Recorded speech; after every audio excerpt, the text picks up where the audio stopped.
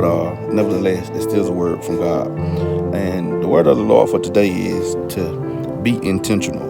Be intentional in your thinking. Be intentional in your relationship with people. Be intentional working on your job. Be intentional on being the best you can possibly be.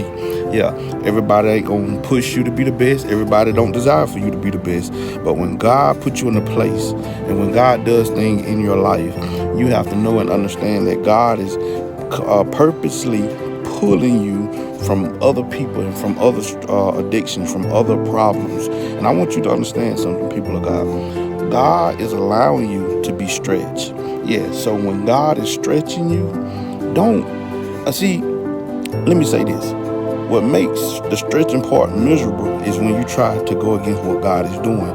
But when you allow God to completely take control of your life and you stop looking in the rearview mirror and trying to go back to the very thing that was keeping you stuck, keeping you bound, and allow God to do the stretching in your life, I'm telling you, man, doors will open for you that you thought would never open. I've had people come and find me and say, God told me to give you everything that was in my wallet because of what God is doing and what God told them to do. I'm telling you, man, God is getting ready to blow some of y'all mind in this season, in this year. I'm telling you, but you got to execute, you got to dominate, and you got to stand firm on who God called you to be.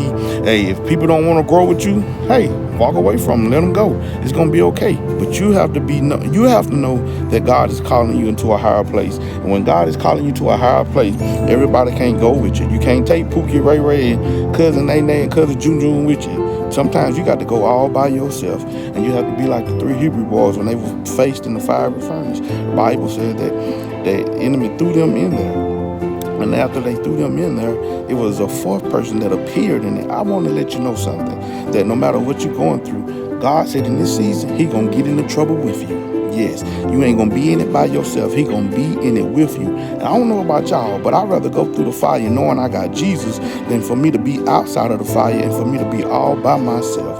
And so when you know you got Jesus, you ain't got to worry about nothing. You ain't got to, you know what I'm saying, try to make things happen. Be intentional on your thinking. Be intentional on who God called you to be. You deserve it. You owe yourself.